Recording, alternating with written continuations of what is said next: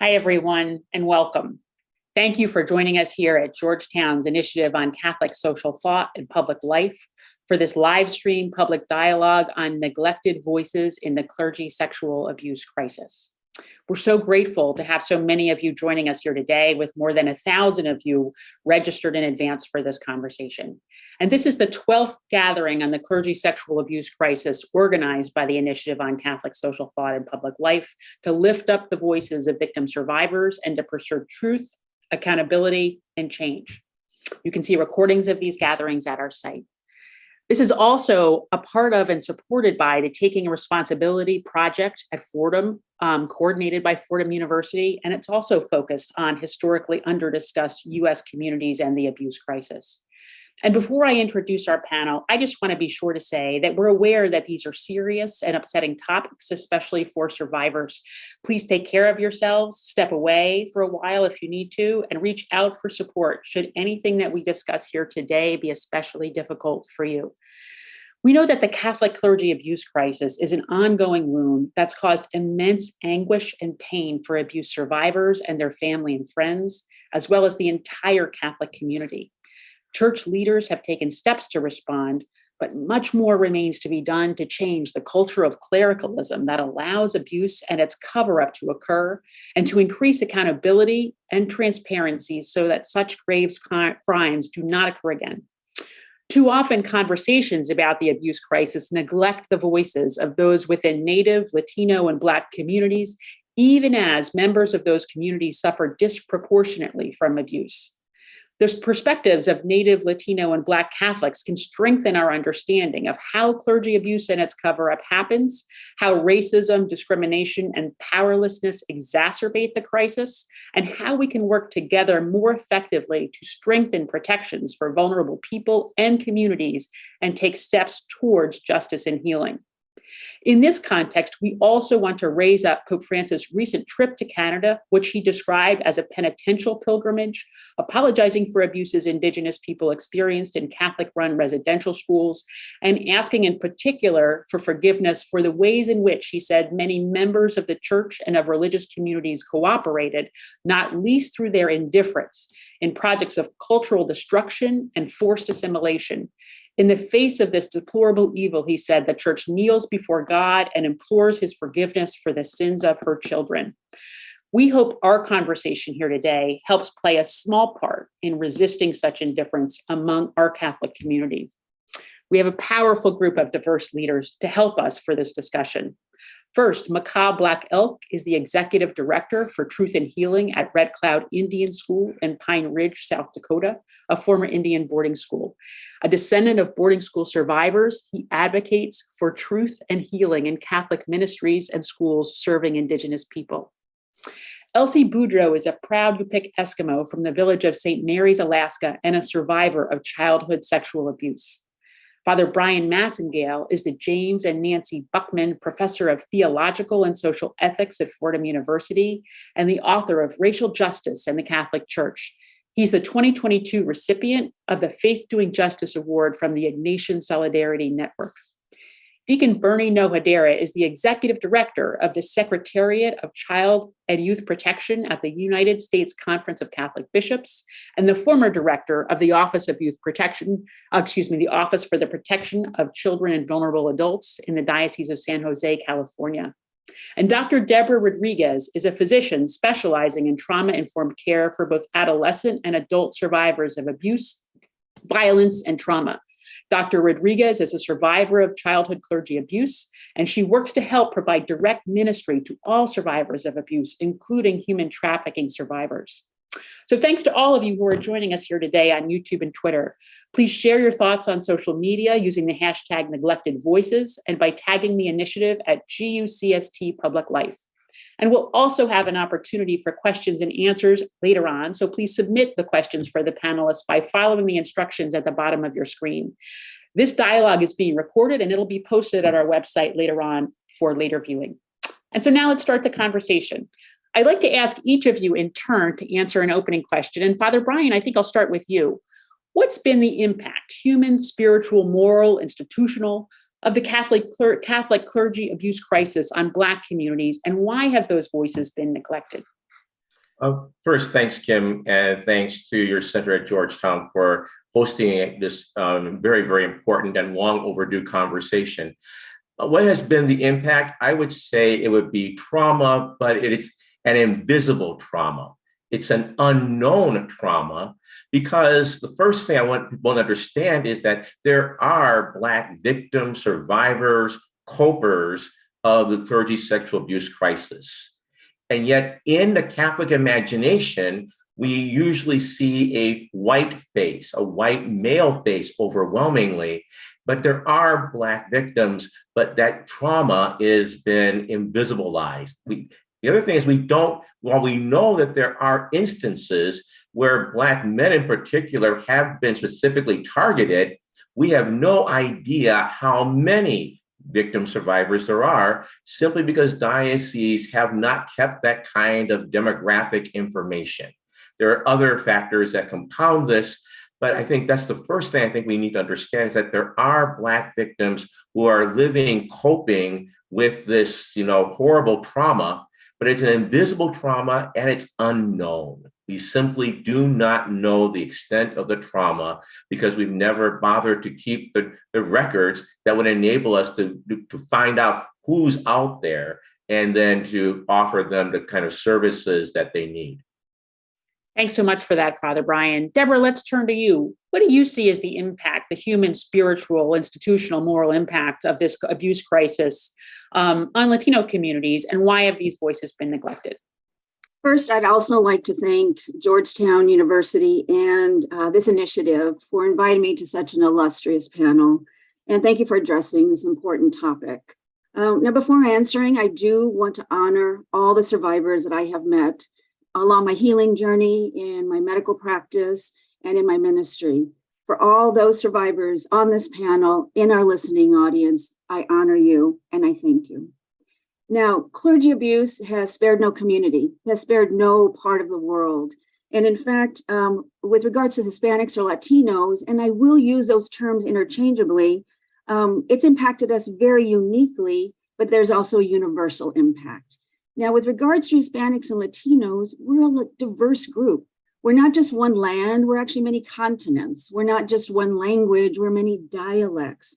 We're not just one race, we're actually several ethnicities and skin colors, and we're multiple histories, and we're a beautiful people, a people of many histories and cultures. Now, we're also a people of many vulnerabilities, and I think it's these vulnerabilities that clergy abuse has impacted so directly.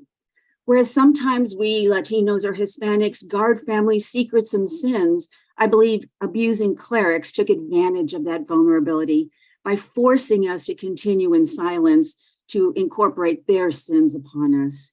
Now, where there's stigma sometimes in my community about seeking help when there's weakness or mental illness, the abusing clergy directly took advantage of that stigma and forcing us not to resist or report.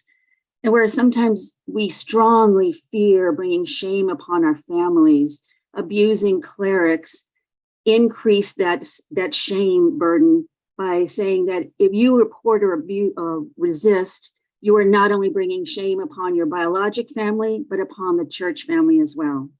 Now, our voices are also not being heard. We're not being recorded when we give our testimonies as part of a community. We are just a nameless person, but we're also sometimes too afraid to speak out. And we're also dealing with our own traumas, and sometimes trauma upon trauma is too deep to dig out from. Thanks so much for that, Deborah. Elsie, let's turn to you now. What do you see as the impact of the Catholic clergy abuse crisis on Alaska Native communities, and why do you see these voices as having been neglected? Thank you so much, Kim, and to Georgetown University and to my fellow presenters on the panel. I already, just in a few minutes, appreciate all the words that have been spoken, and I too, as a survivor, want to acknowledge other survivors. And in this space, we lift you up. And I think one of the major impacts for Alaska Natives, American Indian people, is that there's been, it's like a black mark on our soul. And I think in a way, when we think about Native people, we are interconnected with the land, with ourselves, with each other, with our communities, with the waters, with the air, with the universe. And what the clergy sexual abuse has done is intercepted that in a way that makes it difficult for people who are spiritual in that way to be connected to themselves, to other people, to the land, to the universe. So basically what has happened is it's a shattering of who we are as people. And I think it's really important to know that healing is possible, and that, when we think about who we are as Native people, having been on this land for 10,000 years, the Catholic Church did not bring God to us. And so I think it's really important, the implications we see every day in the eyes of our children who suffer from too many social ills. We as Alaska Native people, American Indian people, are statistically number one in all these different areas of suicide, alcoholism, homelessness, incarceration, childhood sexual abuse, domestic violence. And I know historically and through, with our ancestors, that those are not part of who we are. Those are not our culture. And so I believe that clergy sexual abuse has played a role in that. Thank you so much for that, Elsie. I appreciate it. Mikal, let's now turn to you. Can you talk about your reflections on what Elsie had said and others, and what you think the impact has been of the clergy abuse crisis on Native communities? Greet everyone, all my relatives, with a heartfelt handshake, and really thankful for being on this. Thankful to Georgetown for having this. Thankful to my fellow panelists, especially Elsie, to speak on this issue. This issue of clergy sexual abuse crisis, the clergy sexual abuse crisis, I think, in Native communities especially, cannot be disconnected from the history of the Catholic Church in relationship to Indigenous peoples, especially through the boarding school and residential school histories in Canada and the United States, which is the area I work in. And the boarding school and residential school history that brought children from their families, took children from their families and placed them in these institutions run by the federal governments, run by the Catholic Church and other denominations, really gave predatory priests almost unfettered access to Indigenous children. And so that whole structure is responsible, I think, in part for that access and for that experience that sometimes people can connect back to their family history. I think that, combined with the culture of clericalism, meant that priests were not only protected from accountability and consequences, but that, in fact, Indian boarding schools were often destinations that bishops and provincials sent their accused priests in order to shield them from greater scrutiny. And so the impact of that has been tremendous, as Elsie mentioned, for Indigenous peoples. I myself am not a survivor of clergy sexual abuse, but I am a survivor of childhood sexual abuse at the hands of family members. And sexual abuse in Native communities, as Elsie mentioned, is an extremely great a challenge today. And it's possible for some families to trace their generational sexual abuse experiences back to boarding schools, whether Catholic or otherwise. And so that whole system has been there's been an extreme impact, and clergy sexual abuse it's impossible to detach from that history. There's generational impact that has gone beyond even just the experience of the one victim survivor who may have had that experience, that sometimes that then gets passed on from generation to generation in different ways, and appears in the things that Elsie mentioned, the alcoholism, the abuse that's experienced in families, both sexual and otherwise, and all of the other things that Indigenous communities are still dealing with today. I'm thankful to be reminded, and that Elsie mentioned this, healing is possible. But it's important that this issue gets attention because it has not and needs to.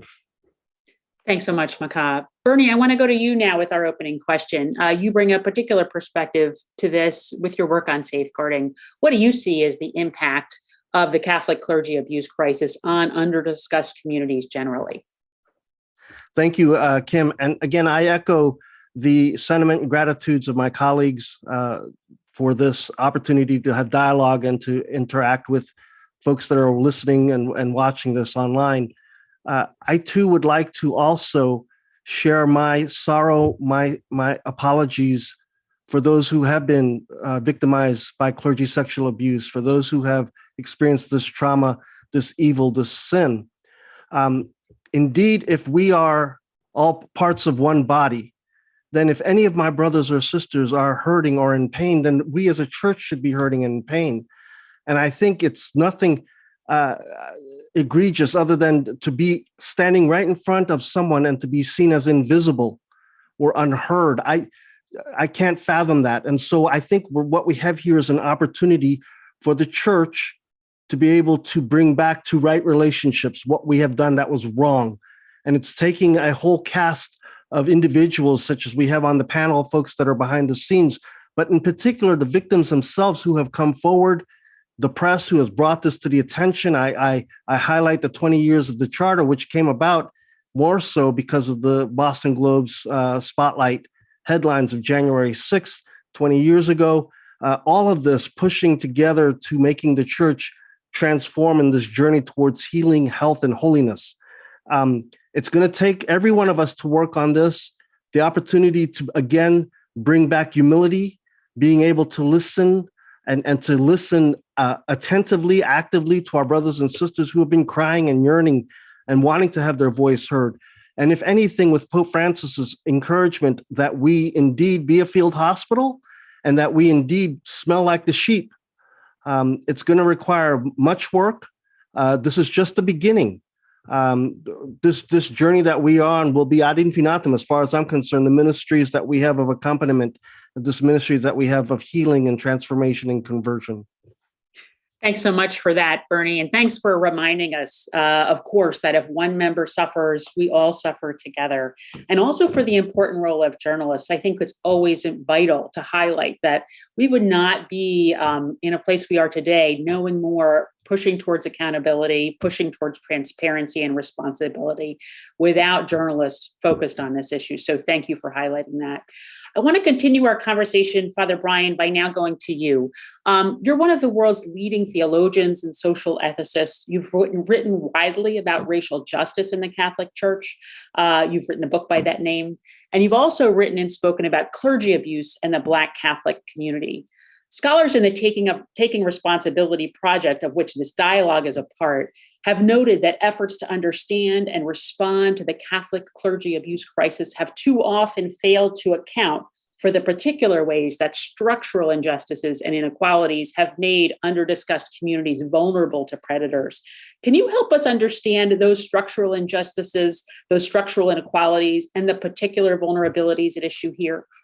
Well, that's a really important question, and I'm going to try to answer it in short sound bites. The first is that we can't look at clergy sexual abuse in Black communities without looking at the church's role and historic relationship with the Black community in general.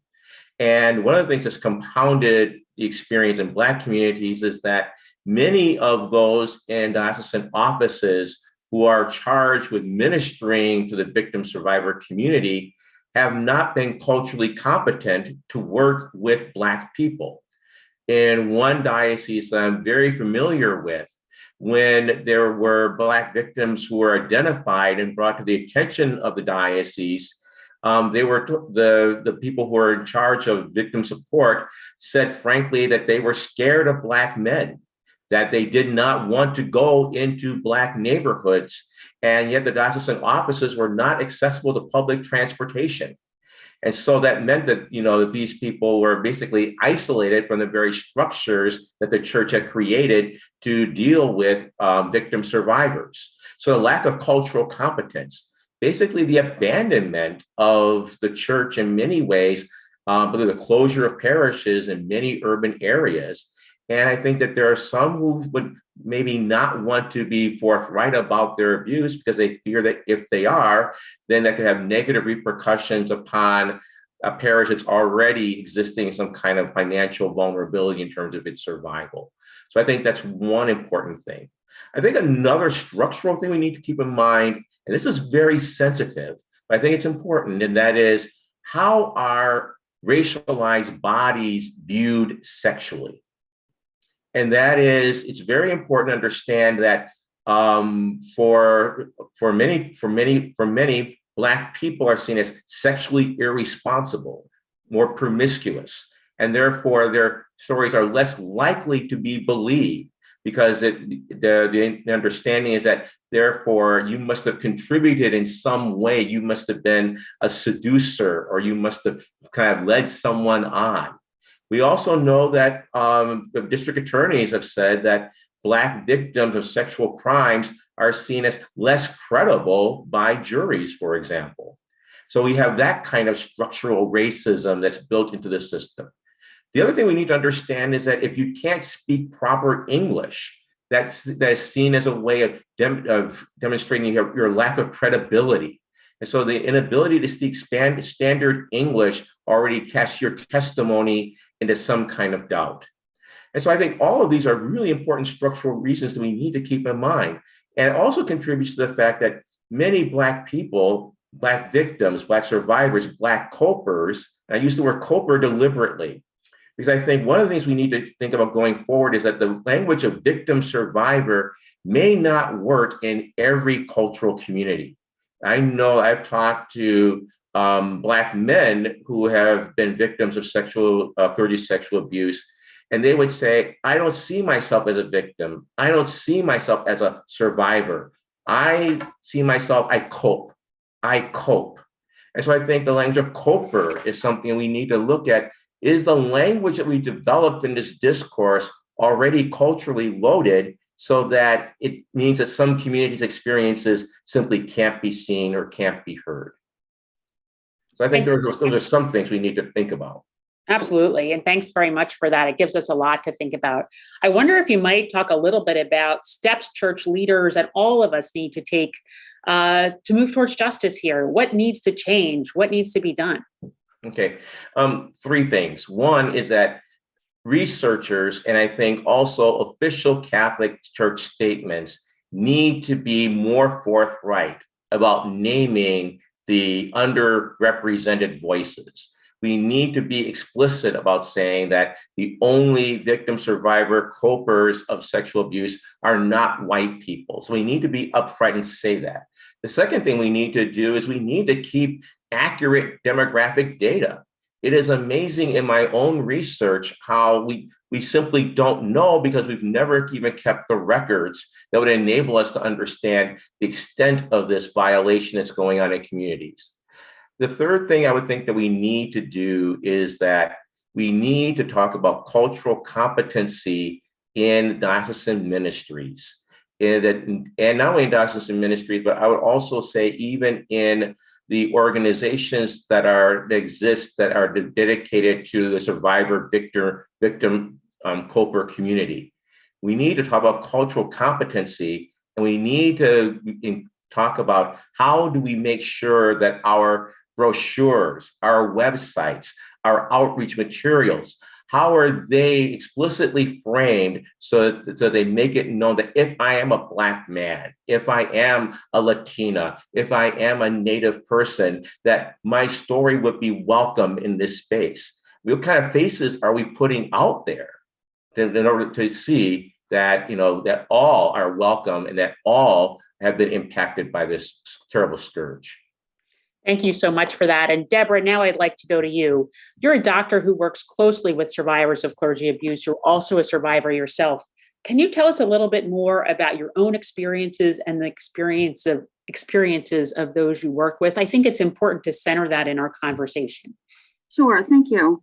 Well, personally, my story is I'm a second generation Mexican American who grew up in what I consider a typical Mexican Catholic family.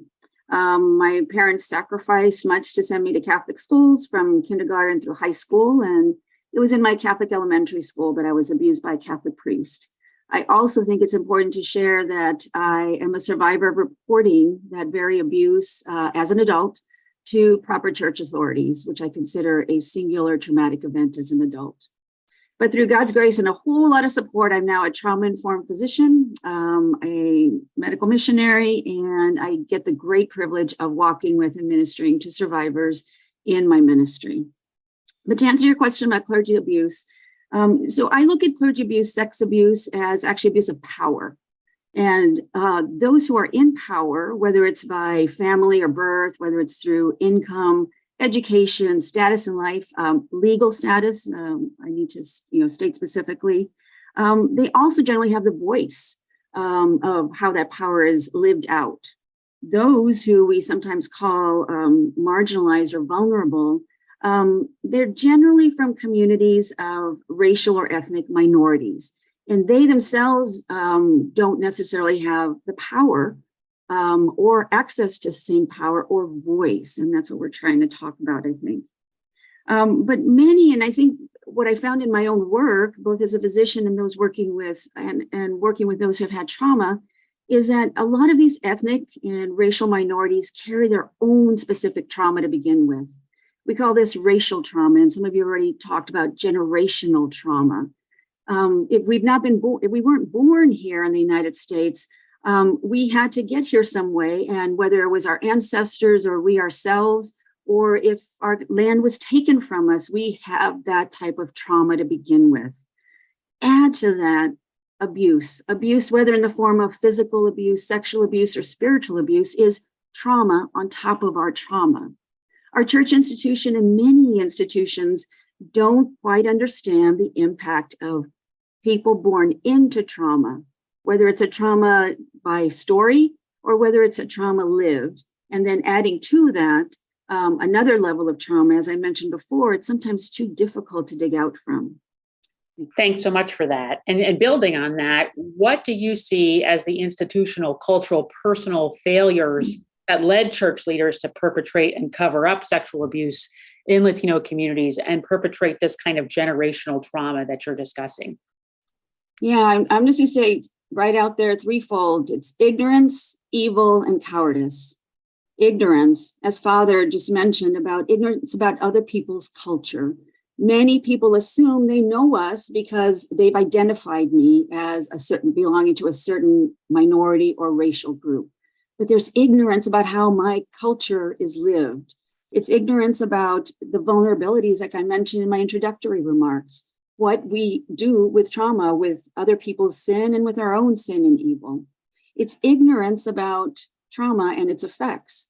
If we don't understand what it's like to immigrate to this country and endure all that entails, and then we take advantage of this person, we are ignorant to what we've just done and added to this person and their history.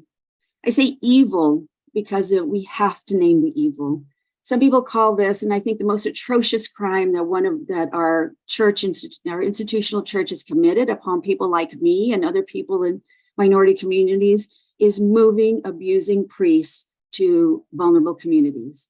Some people call this geographic solution. So when someone is abusing, they move them to, in my example, border towns, Mexican villages and towns where people don't speak English or don't have access to that same power I was talking about, or that same voice, by virtue of the fact that we can't speak the language. We don't understand the legal system, or maybe perhaps our own legal status is at risk, and that's been used against us. But there's also evil because of this taking advantage of those vulnerabilities I was talking about. I think there were some who were intentionally taking advantage of the fact that we honor family and we honor secret and we honor, keeping in the family what has happened in the family. I believe there are certain clerics that specifically took advantage of that. And finally, cowardice. I think there were so many church leaders, especially bishops, who feared whether it was legal repercussions, bad press, and passed along these abusers into such vulnerable communities, or fellow clergy and religious leaders who were too afraid to speak out. You asked about what we could do. One thing, very simply, speaking to a lot of us who are Catholics, we know about confession. Admit the sin. We have to talk about this. We have to say this was an injustice, this was wrong, this was a crime. Admit it. Apologize for it. Be sorry and name it. What Pope Francis started in Canada was only the beginning that every clergy, every religious leader needs to do. I am sorry. And then repent and do something about it. And I think the conversations like this is the beginning of this. But more importantly, and if I have a little bit of extra time, is the importance of story. And this is what I just love about working around the world with so many beautiful peoples, is that many of us have storytelling in our tradition. Well, so many survivor stories, particularly those who don't speak the language or who don't belong to the mainstream. We have stories that have yet to be told. Or worse yet, we've shared our story like I did, and my story was not honored. My story was just torn apart. And so we have to listen. We have to create safe places for survivors to share their stories. And those safe places, I wish were churches, but they may be other communities.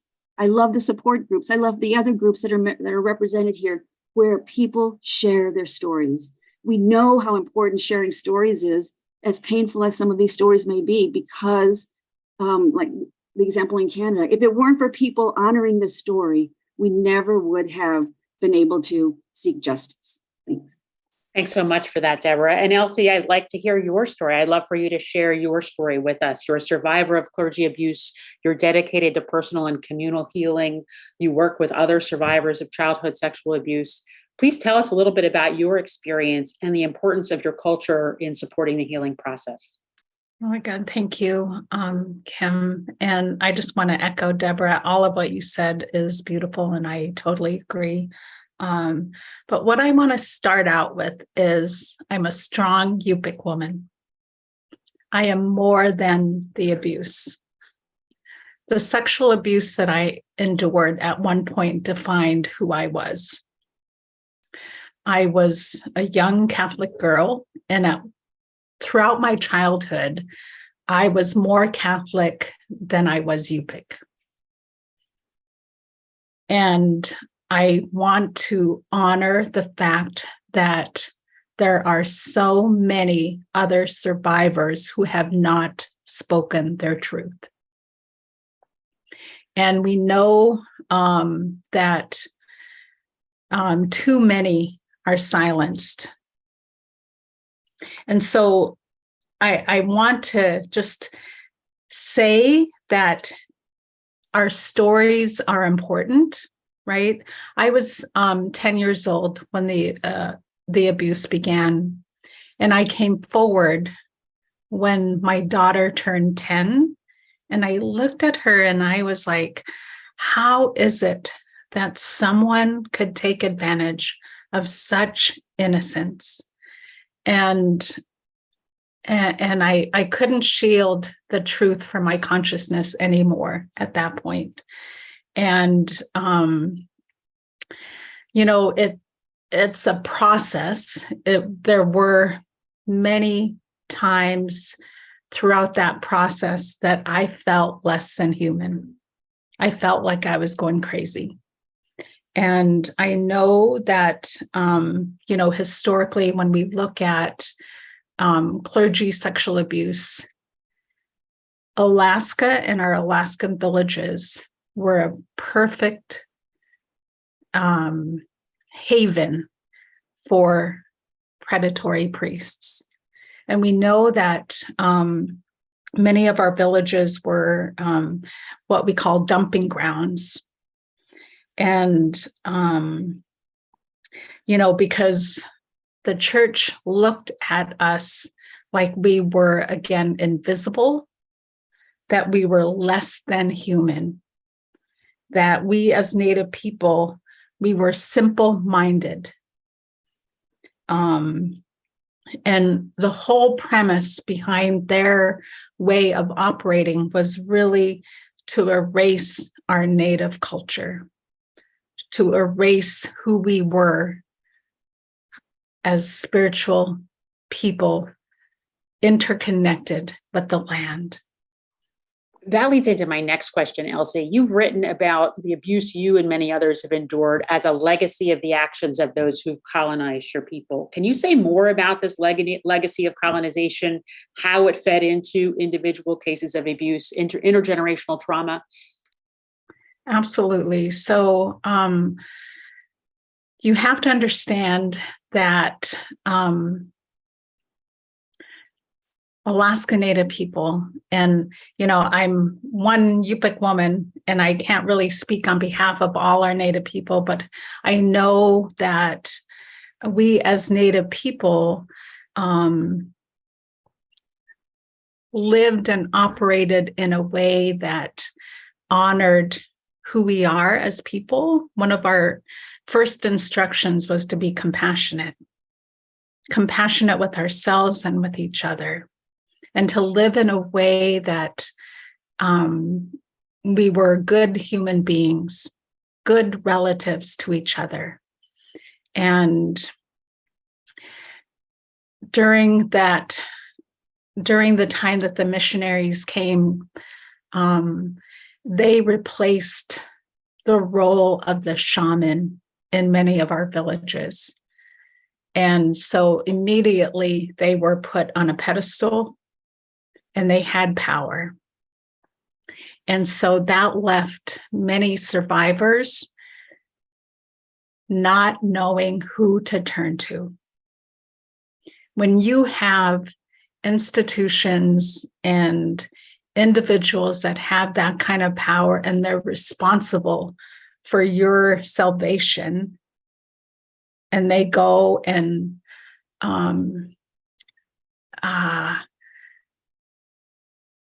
impact the spirit of who you are as a person, they shatter that spirit, you have nowhere to turn.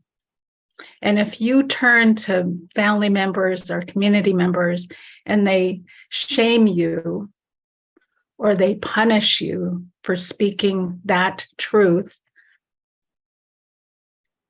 you're no longer part of something.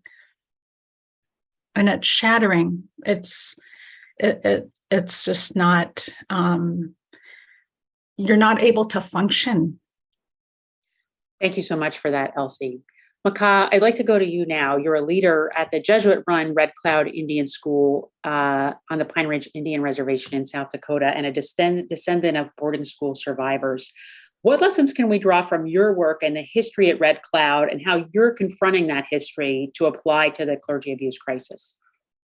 Thank you, Kim, and thanks to all the other comments as well. Just really resonating with me personally, and I think in this work, I enter this conversation in the work I do at Red Cloud, formerly Holy Rosary Mission, in a very interesting way, because we are engaging in a process of truth and healing that obviously starts with the truth. And though our work is beyond and encompasses more than just the acts of sexual abuse as a form of violation, it is about the boarding schools in general and about our particular impact. I'm an Indigenous person, a member of this Oglala Lakota community who has ancestors who went to this school and went to other boarding schools, who is now representing what I've been describing as the perpetrator institution, or the institution that carries that legacy of being the perpetrator. And that, I think, is something that has both been very challenging, but also informative, I think, for this process moving forward. And I think something that can help us understand how the church might also continue to not only address the clergy sexual abuse crisis, but its other challenges, including our challenges in Indigenous communities, as Pope Francis recently demonstrated in going to Canada. One of the things that has been really profoundly important in this work so far is that we recognize that we are not, as an institution, healing anyone. And that, in fact, we are not capable of really doing that. The only thing that we are capable of doing is providing the things that individuals need in order to journey to their own healing. There's no such thing as sort of collective healing in our work that we've seen so far. We can't make whole groups of people heal. But what we can do, and what we are responsible for and accountable to, is providing that truth, that acknowledgement, that honoring of stories, that honoring of experiences, and then working with individuals in order to receive the healing and the care that they need. And so there is a commitment that is, I think, embedded in that. And I think there's also a willingness to be vulnerable as an institution, and opening that door. I think there's still a huge challenge, and I think we see it in the failures in the way that the church has responded to the clergy sexual abuse crisis, is there's a continuous inability to be vulnerable, even though that is absolutely necessary for truth and healing. Well, and let's go a little bit more into that, if you don't mind, because you've talked in other places about the importance of understanding how abuse and systemic injustice create this intergenerational trauma over time that affects the entire community. Father Brian talked about structural injustice as well. I wonder if you could talk a little bit more about that here. Yeah, I think we can look to the ways in which certainly Indigenous communities and other communities of color have experienced these larger systemic injustices that still exist today. Certainly for Native communities, we're one of the most legislated and certainly bound by policy peoples in this country, and whole federal laws are instituted to control and in certain instances protect Indigenous communities to varying degrees of effect. So it's important to recognize that systemic injustice isn't just historic, it's also still present today. And that even though these lasting impacts have their origins in history, there is still a need for addressing the issues of systemic injustice as they are experienced and as they play out today. And so I think even in the work of addressing the clergy sexual abuse crisis, this is not, I think sometimes people think of, especially when looking at processes of truth and reconciliation, as something to address that happened, right? And to address that historical issue. And then once we've done that, we can sort of move on, that it's a process that has a beginning and an end. But here at Red Cloud, we've learned and recognized that in our work of truth and healing, this is not a process that has a beginning and an end. This is a part of learning as a body of the church how to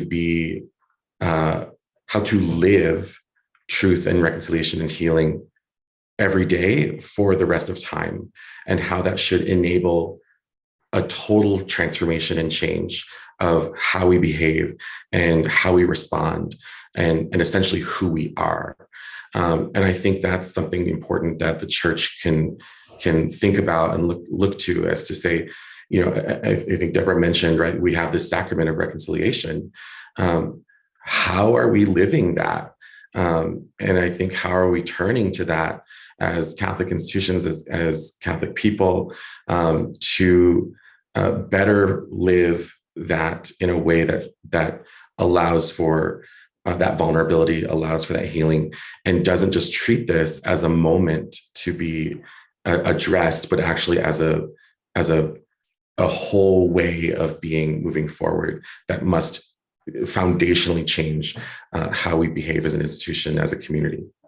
Thanks so much for that, Makai. And that's a great way, Bernie, to turn to you, because you also talked about the fact that this is a process that has to go on and on. There is no sort of end point to it. And I want to ask you to sort of look back a little bit and then look forward. You're a leader in safeguarding in the church. And it's 20 years ago, we just passed the 20th anniversary of the passage of the U.S. Bishop's Charter for the Protection of Children and Young People, often known as the Dallas Charter.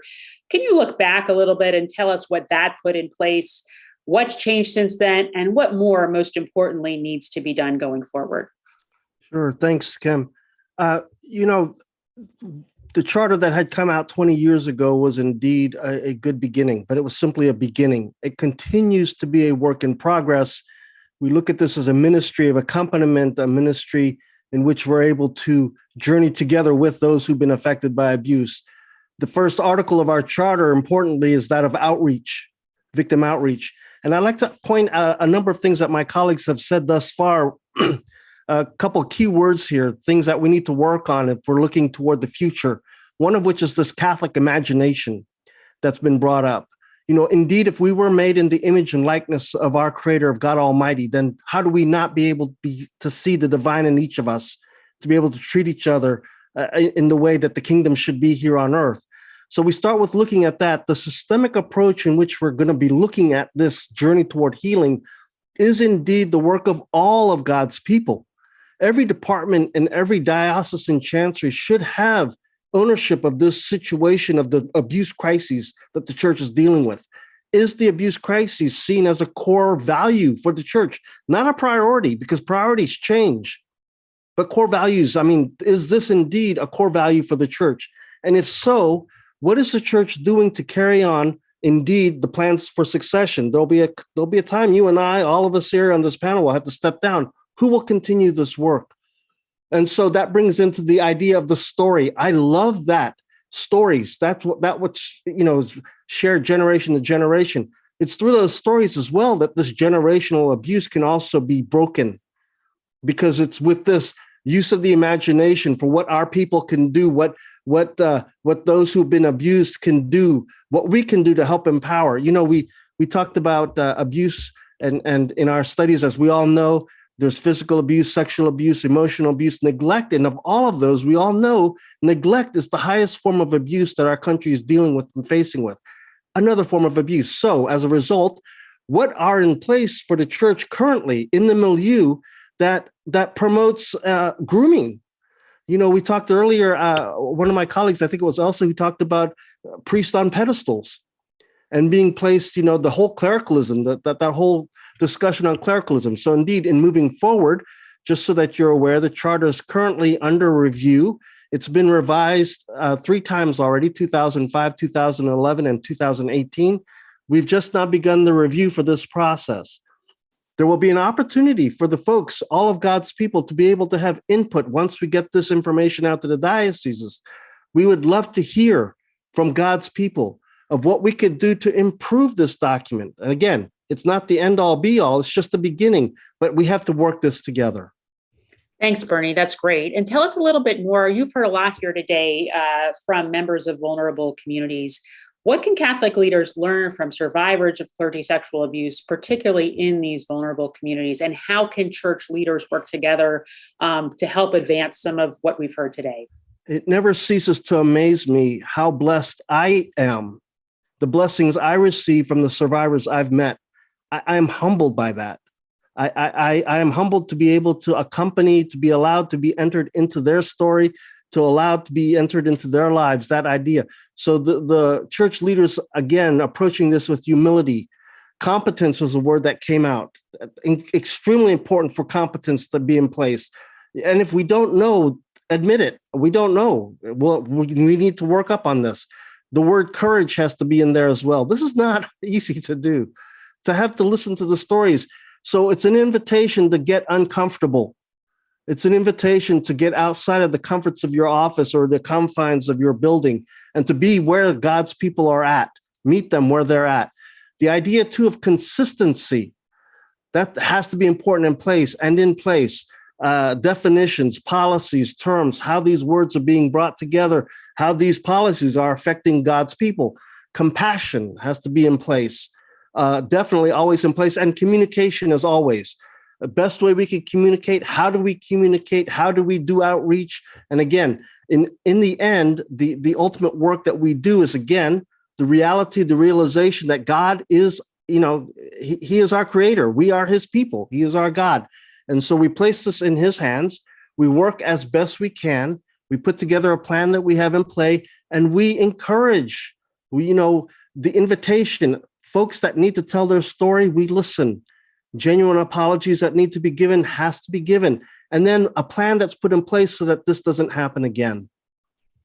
So compassion, communication, encouragement, repentance, and a plan to make change. I love to hear all of that. And I really want to now move to the many, many questions that we're getting. There are so many of you who want to talk about things with this wonderful panel. And I'd like to start out, we'll do as many as we can.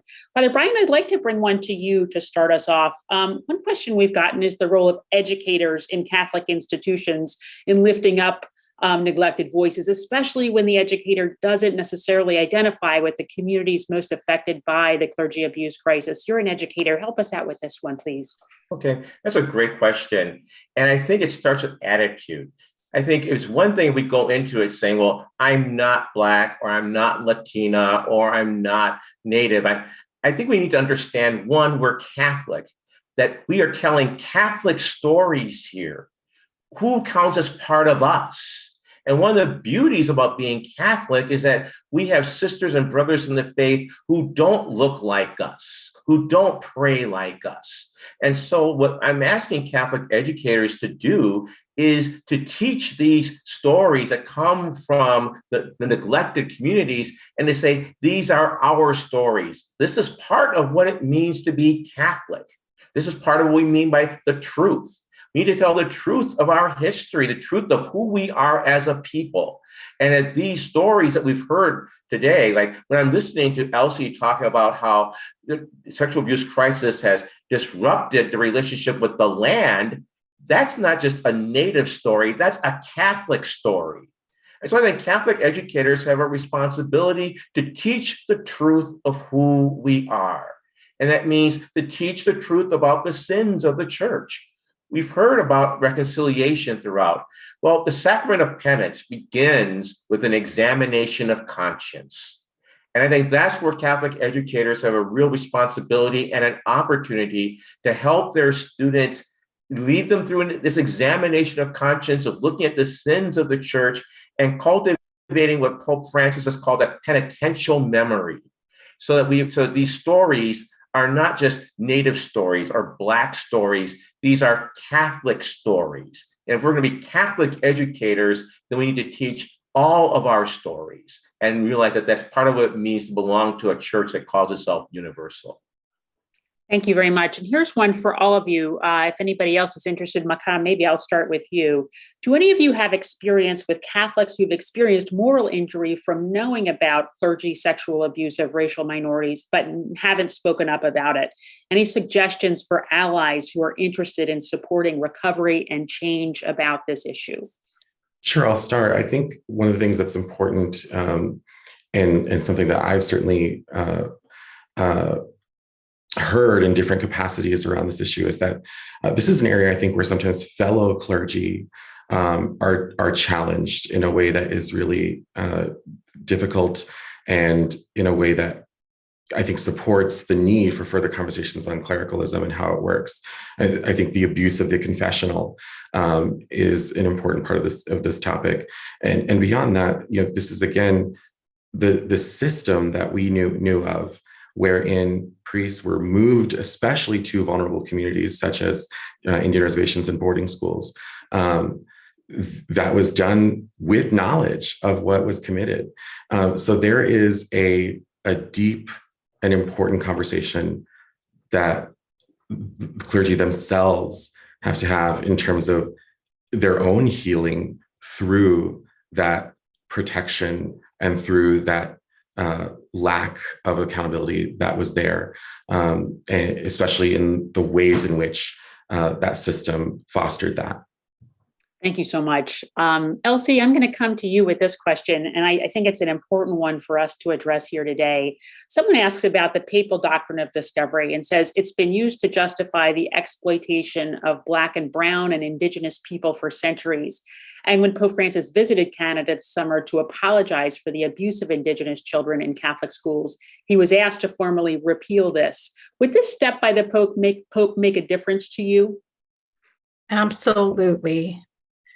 Again, I think it's so important that we as Native people, as minority people, as marginalized people, be seen. And I think, we are human beings put on this earth. And I think, when we think about people who perpetrate, they have a way of justifying their actions. And the doctrine of discovery is a very good use of that tool to justify the actions of people in power to marginalize communities, to human beings. And that is absolutely not okay. Thank you, Elsie. And I know there's so much to say about that topic. We really appreciate you beginning to address it. Thank you. Bernie, I'd like to come to you with a question now. And this is sort of a very specific one. I feel like it maybe is in your lane. Someone asked about the seminary, young men going into the seminary. Do we know whether many of them were victims of abuse in their childhood? Are there studies about this? How is the church now trying to vet men coming into the priesthood? I work very closely with the Clergy Consecrated Life and Vocations and have been dealing with what could be put in place in terms of admission process, psychological testings that have to take place for candidates for seminary, ongoing formation for those who are in seminary, and again, ongoing formation for the clergy themselves.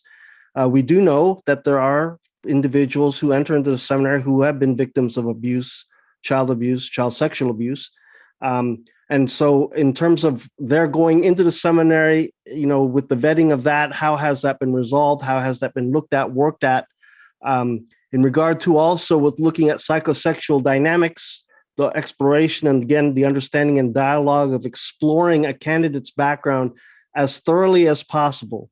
And then in addition, having in place in the seminary curriculum that's added in there that talks about safe environment training, looking at grooming processes, looking at what to look for those who abuse. If they've been abused themselves or if they have a proclivity toward abuse, having them afford them the opportunities to be able to talk to someone about that, and if need be removed from the seminary because of that situation, because of that process. As you know, the charter has the zero tolerance language that's in place. Again, continues to be enforced where that even for an instance of abuse, sexual abuse could be grounds for dismissal from the clerical state. But to go back to the question, and it's a very important question, it indeed has to start from the beginning with who indeed we are accepting into formation for seminary men for potential candidates for the priesthood. And anything and everything that we can do to, again, make sure that we are accepting candidates who are healthy and holy or working towards that, striving towards that, and have the community that's able to provide that support for them as well. Thank you so much for that. That's so important. One last question from our audience, and then we're going to wrap things up here today in this very important conversation. Deborah, I'd like to take this to you, and it comes from Barbara Thorpe, who is a leader on this issue in the Boston area. Are there specific aspects of Catholic spirituality that are important to you and that need to be drawn upon more deeply to address systemic injustice and neglected voices that have suffered from abuse? I'm just going to say very quickly exactly what Father Brian says. Remember who we are as Catholics. And both spiritual practices specifically, I don't know if that's what the question is about, or if it's just who is Catholic and how would that, and what does it mean to be Catholic to a survivor? I have a little mnemonic, and I said, take advantage of Scripture. Just go back to Scripture. And look at what Jesus did, how he goes out to the margins. Go to the sacraments. These are very visceral and somatic types of things that will help some people, but there's also some things that may, we need to adjust for survivors who are traumatized by the sacraments. Service is another one that, incorporates survivors into your volunteerism and service projects, get to know them one-on-one. And then finally, support, find support groups for us. None of this is, it's not specifically Catholic, but it's all part of who we are. We do this already. We just need to say, broaden your vision and ask a survivor, what do you offer and how can we help? Thank you so much for that, Deborah. And as we wrap up here today, I'd like to go around and ask each one of you for just one very short final comment. And Elsie, maybe I'll start with you. What lesson can we draw from what we've heard here today? What's one action, one word, one image you'd like others who've been listening to this conversation to take away from it? Elsie? Thank you. So I just want to say trees. Trees have roots, branches, they're connected to the land, to Mother Earth. And I think that the tree, right, encompasses so much more than just being Catholic. I think what you have to remember is that we're human beings and we're interconnected and our roots are strong. The Catholic Church did not plant that tree. So I just want to end with that and know that healing is possible and that that we can grow healthy. Wonderful. So, That's you. a wonderful image. Thank you, Elsie. The idea that we're interconnected, the image of the tree.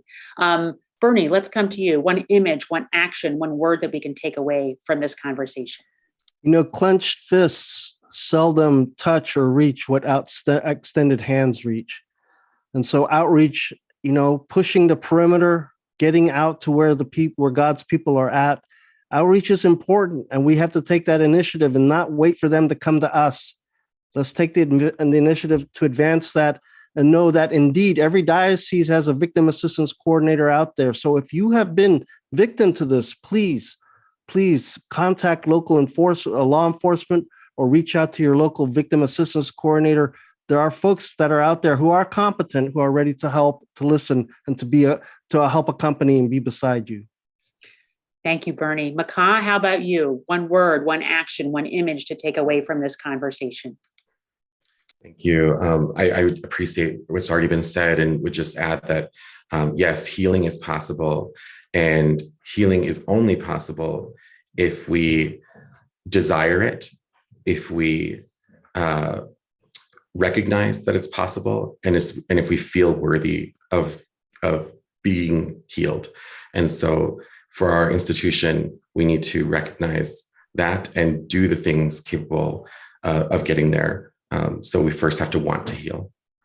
Thank you. Deborah, how about you? One word, one action, one image to take away from our conversation. You've heard it a lot today, storytelling, story creating for survivors out there. Remember, you're not alone. You have all of us here as well. And story receiving, let's create a safe place to receive these stories, as painful and as hurting as they are. They are sacred stories. And never, ever forget, that's the only way our church is going to remember and learn and grow, is listening to people's stories. Sacred stories. That's wonderful. Father Brian, how about helping us wrap up here? Thank you. We've heard a lot about reconciliation, confession, and penance. I want to say Eucharist. That's really profoundly Catholic, but I want to leave it with a challenge, and that is, can the church, can we, the body of Christ, can we recognize the real presence of Christ in Black and brown bodies? That's what it's going to take to really believe that Christ is present in our Black and brown sisters and brothers. If we really believe that, then we will create the systems that can respond to the needs of traumatized people. And we will also then honor the stories that come from these Black and brown bodies who bear the image of Christ. What a wonderful way to end this very powerful, powerful conversation. And I want to thank you so much, Father Brian, Deborah, Elsie, Maca, and Bernie. Thank all of you for joining this important and powerful conversation. Just a reminder that this discussion will be recorded and posted on our website. We'll also have follow-up resources there as well. And we hope you can join us for future gatherings. We have a lot going on this fall, including our very first Salt and Light gathering for young people on Thursday, October 27th, first one of this year, in person at Georgetown School of Continuing Studies, and it will be streamed online as well. This gathering for young Catholics is going to explore the question, what's the good life now? Work, relationships, faith, and wholeness today, with Megan Sullivan from Notre Dame, John Gehring of Faith and Public Life, Jenny Kachaya of Catholic Charities, and others as well. We're also planning dialogues on faith and the faithful in the 2022 midterm elections, Catholics and threats to democracy, and many more. Please visit our website for updates. And I want to thank especially my colleagues here today, John Carr, Anna Gordon, and Christian Sunin, for all their help putting this dialogue together. And finally, please join me in thanking Maca Black Elk, Elsie Boudreau, Father Brian Massengale, Deacon Bernie Nohadera, and Dr. Deborah Rodriguez for being a part of this public dialogue on neglected voices in the clergy sexual abuse crisis. Thank you, and we'll see you at our next dialogue.